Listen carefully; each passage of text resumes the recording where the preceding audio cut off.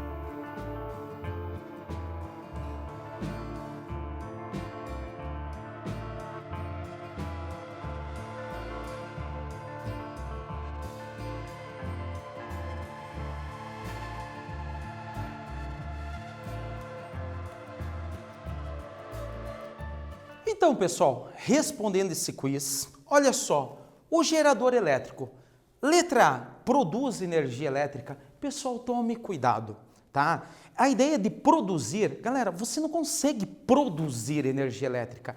Lembre-se que a energia do universo ela é constante, ela apenas está se transformando de uma forma em outra. Então, o gerador elétrico ele não produz energia elétrica. Na letra B, olha só, na letra B ele fala o seguinte, ele transforma outros tipos de energia em energia elétrica.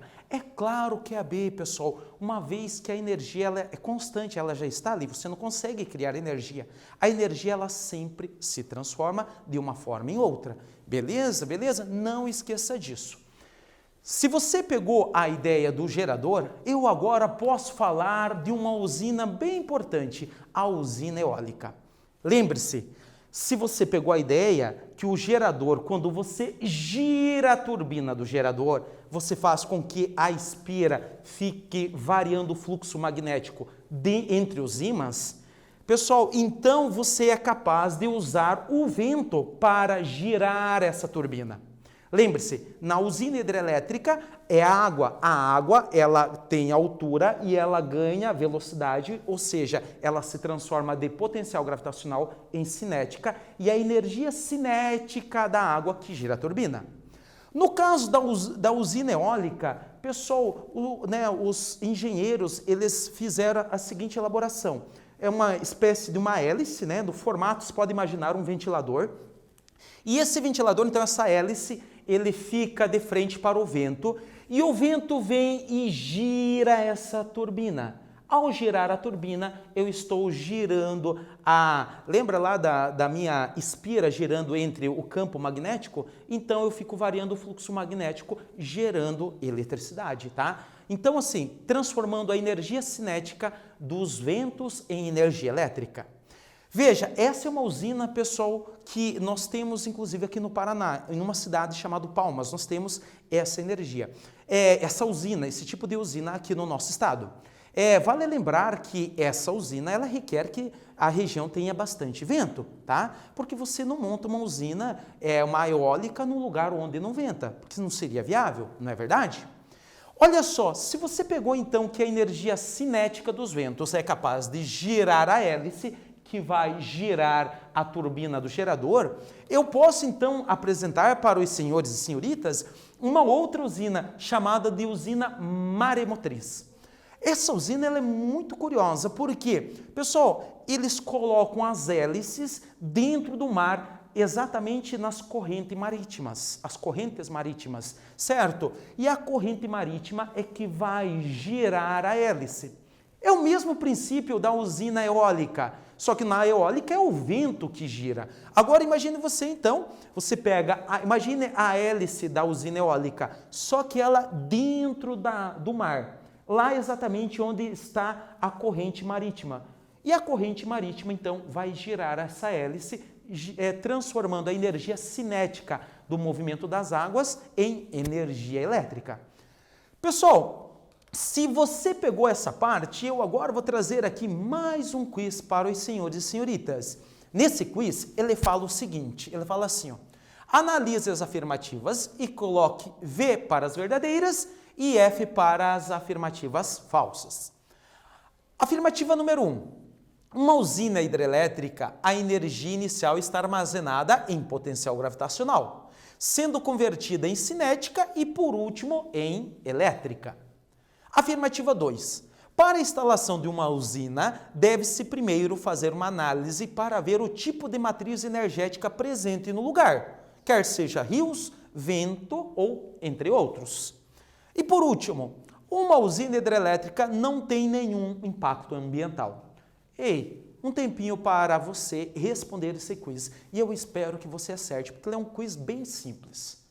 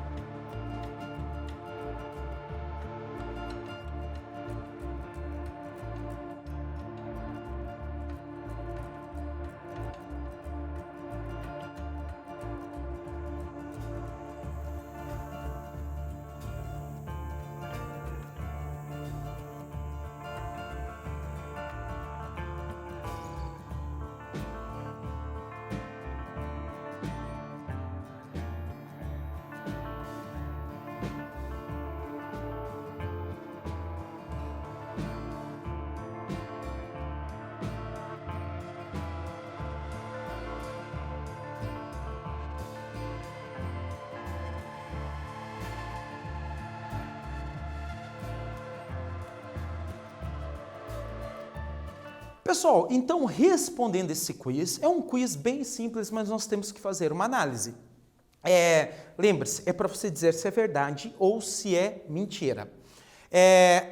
Em uma usina hidrelétrica, a energia inicial está armazenada em potencial gravitacional, sendo convertida em cinética e, por último, em elétrica. Pessoal, isso é verdade. Lembre-se, a água represada, ela está a uma determinada altura. Você tem gravidade, a gravidade fica puxando a água. Então, a energia armazenada lá na represa é do tipo potencial gravitacional. À medida em que você libera essa água, a água ela vai escoar, ou seja, ela vai ganhar velocidade. E é uma troca, né? Ela reduz a altura e ela ganha velocidade. Ou seja, ela diminui a potencial gravitacional e ela vai transformando a potencial gravitacional em energia cinética. Lembre-se, diminui a altura, aumenta a velocidade. E no final, lá na turbina do gerador, pessoal, a energia chega do tipo cinética, com velocidade, e aí essa velocidade da água que vai girar a turbina do gerador, e eu tenho então a transformação de energia cinética em energia elétrica. Afirmativa 2. Para a instalação de uma usina, deve-se primeiro fazer uma análise para ver o tipo de matriz energética presente no lugar, quer seja rios, ventos, entre outros. Pessoal, você não vai construir uma usina eólica, por exemplo, num lugar que não tenha vento, não é verdade? Você não vai construir uma hidrelétrica num lugar onde não tem uma vazão boa de água. Então, a 2 também é verdade. Agora, e por último, uma usina hidrelétrica não tem nenhum impacto ambiental. Pessoal, tome cuidado, isso é falso. A usina hidrelétrica, ela tem impacto ambiental, tá? Você tem um alagamento aí de uma superfície de vegetação, essa vegetação, ela vai se decompor, gerando gás metano, e com certeza, né, você vai mudar o curso natural do rio. Isso vai causar um impacto ambiental, com certeza. Senhoras e senhores, se vocês pegaram essas ideias, eu agora vou falar da energia térmica. Pessoal, essa energia é muito curiosa, é muito gostoso de você estudar. Sabe por quê? A energia térmica, nós vamos falar do calor. Você sabia que por muito tempo os físicos eles não sabiam o que era calor? Eles acreditavam, pessoal, que calor ele era um fluido. Eles chamavam de calórico. Pessoal, eles não sabiam o que era o calor. Mais tarde, um cara chamado James Prescott Joule, ele através de vários experimentos, ele viu que o calor, ele é uma forma de energia que os corpos passam de um para o outro, quando há diferença de temperatura. Você que está na terceira série, tome cuidado com isso. Para ter calor, você tem que ter dois corpos com temperaturas diferentes. E o calor é uma energia que flui do corpo de maior para o de menor temperatura. Considere aqui o seguinte, ó, eu tenho um corpo a 80 graus Celsius. Eu aproximo esse corpo de um segundo que está a 30 graus Celsius. Então, eu tenho uma diferença de temperatura. E o calor é uma energia que ele flui do corpo de maior para o de menor temperatura. Não é curioso? Vamos pensar, segundo essa definição, se eu pego uma brasa, sabe aquela brasa de churrasco? Se eu pego uma brasa, sei lá, vou chutar um valor, a 400 graus Celsius. Se eu aproximo de outra brasa, também a 400 graus Celsius, não tem calor, porque elas estão com a mesma temperatura, certo? Então tome cuidado. Calor, pessoal, é uma energia que flui de um corpo de maior para o de menor temperatura. Isso explica o porquê, pessoal, no inverno você se alimenta mais. Porque o teu corpo está com uma temperatura e o ambiente ao redor, no inverno, ele está com uma temperatura bem menor. E aí você perde energia, você perde calor para o ambiente. Por isso que você se alimenta mais. Que bacana, isso é importante, né? Você estudar. Olha que gostoso que é estudar essas coisas. Pessoal, então se você sabe que calor é energia, eu posso usar essa energia, eu posso de alguma forma transformar ela em energia elétrica.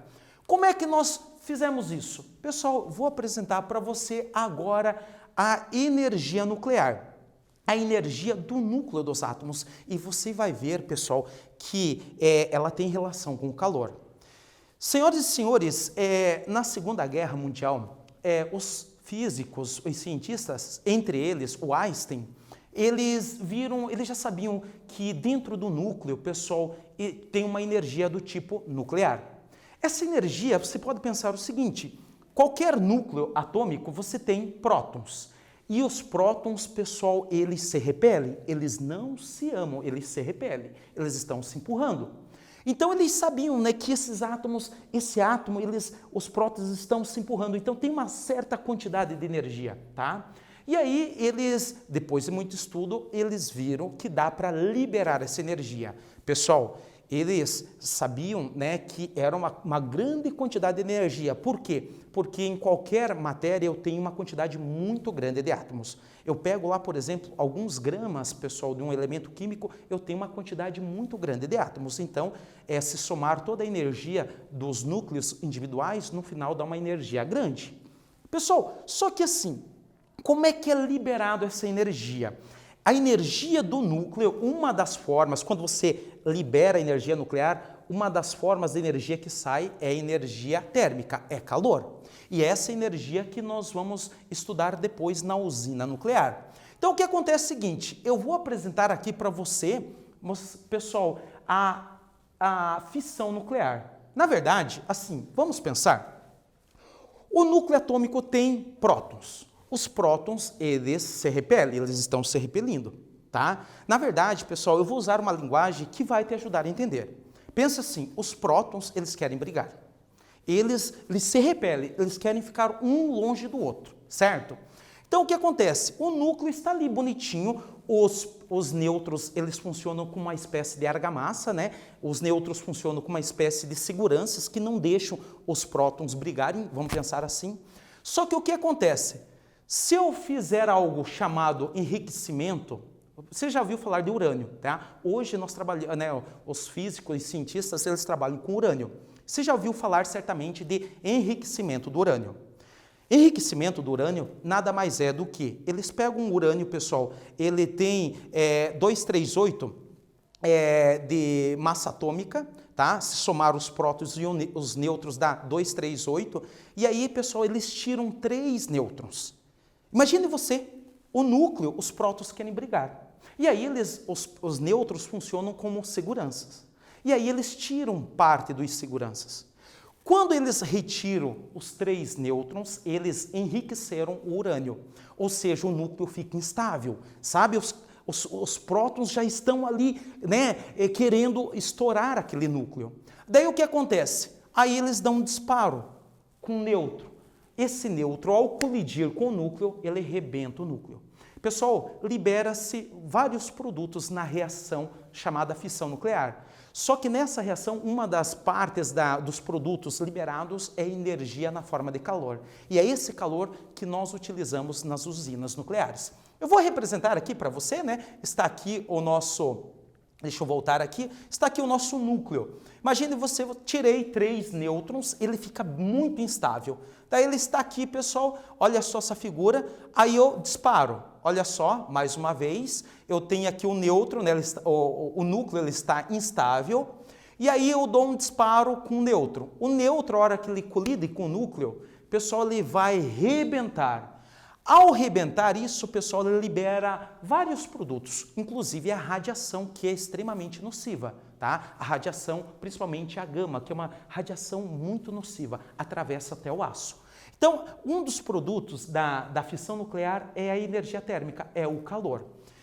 Vale ressaltar o seguinte, que durante esse processo chamado de fissão nuclear, vale ressaltar que essa fissão nuclear, ela acaba liberando 3 nêutrons em cada quebra de núcleo.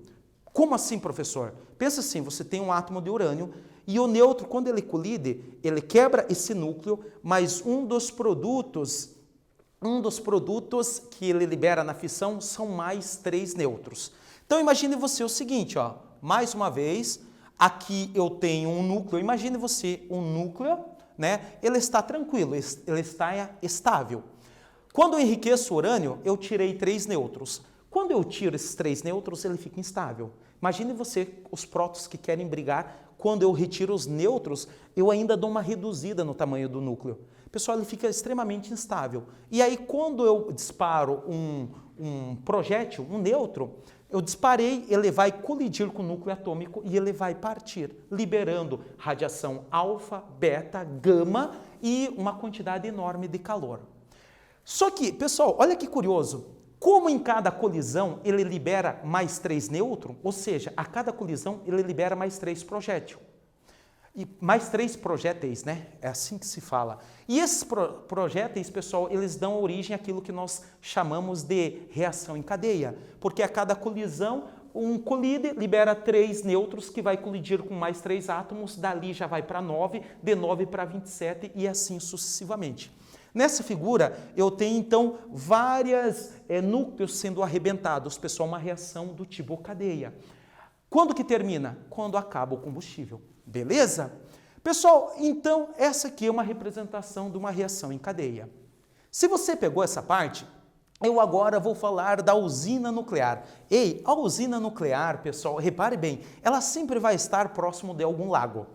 Tome cuidado, olha só, aqui eu tenho a representação da usina e eu tenho uma espécie de fumaça. Ei, tome cuidado, essa fumaça, na verdade, é vapor de água, tá? Essa fumaça é vapor de água. Muitos estudantes, né, caem em questão no Enem, no vestibular, e o Enem vai pedir se aquilo ali é uma poluição. Os alunos dizem que eles vão falar que sim, mas você que está assistindo essa aula, você vai marcar que não. Porque essa fumaça, na verdade, ela é vapor de água limpa. Você vai entender, tá?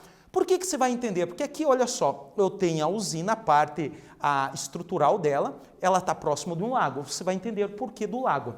Pessoal, porque ela funciona assim. Uma vez que você enriqueceu urânio, que o urânio está enriquecido, você coloca ela num compartimento chamado reator. Neste reator é onde vai ocorrer a fissão nuclear, é onde vai ocorrer a quebra do núcleo. Então, o que acontece? No reator, você tem um cano que vai canalizar o calor. Pessoal, o calor ele vai passar por dentro de um reservatório de água e esse reservatório de água, cara, é tanto calor que ele vai ferver a água. E o vapor de água que vai ser utilizado para girar a turbina. Beleza? Pessoal, então aqui eu vou trazer uma figura que vai ficar claro para você. Eu tenho o reator, imagine você o seguinte, imagine você um compartimento, que é onde ocorre a fissão nuclear. Pessoal, tem que ser um compartimento bem isolado, porque não pode vazar nada dali, porque ali tem radiação. Só que o calor, então, ele é canalizado, ele passa por dentro de um cano, esse cano ele está dentro de um reservatório de água. Ora, imagine você, eu tenho um cano dentro de um reservatório de água. Por esse cano passa muito calor. O que vai acontecer? Vai ferver a água. A água que ferve, o vapor de água vai passar, ele é canalizado, e é o vapor de água que gira a turbina. Quando o vapor passa pela turbina, pessoal, ele girou a turbina. Lembre-se, se girar a turbina, você está acionando o gerador e aí você tem geração de eletricidade. Lembre-se, é o vapor, é a energia cinética do vapor da água que vai girar a turbina. E esse vapor, pessoal, ele é canalizado e ele passa por dentro de um rio, condensando, e ele volta a ser líquido. E aí nós fechamos um ciclo. Beleza? Pessoal, se você pegou essa ideia, eu agora vou trazer aqui os benefícios e os malefícios de uma usina nuclear. Olha só, vantagens, eu chamei de vantagens. A primeira vantagem, ele fala o seguinte, ó, a vantagem que eu trago para você. Ela não libera gases estufa, tá? Ela precisa de pequena área para construção. Pessoal, tem grande disponibilidade de combustível e independe de fatores climáticos, chuvas, ventos. Agora as desvantagens. Pessoal, gera lixo nuclear, tá? É alto custo e principalmente risco de acidentes nucleares. Pessoal, se ocorrer um acidente, pessoal, as consequências são trágicas, não é verdade? O lixo nuclear, o ser humano, né, ele pega o lixo nuclear e ele manda para o espaço, mas isso tem um custo para você se livrar. Então, assim, esse é uma das grandes desvantagens da usina nuclear. Pessoal, se você pegou essa parte, então agora vamos aplicar os conceitos? Eu trago aqui para você um exercício. Nesse exercício ele fala o seguinte, caiu no Enem. Ele fala assim, ó.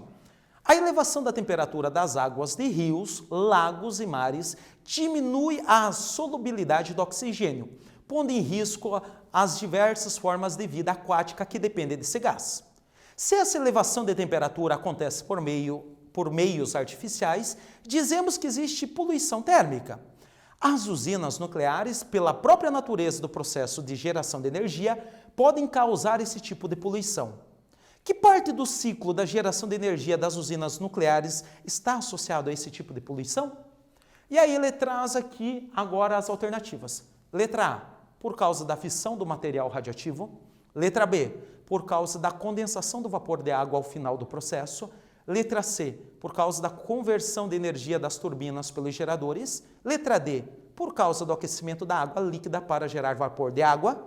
E letra E, lançamento do vapor de água sobre as pás das turbinas. Pessoal, vou te dar um tempo e eu espero que você acerte esse exercício.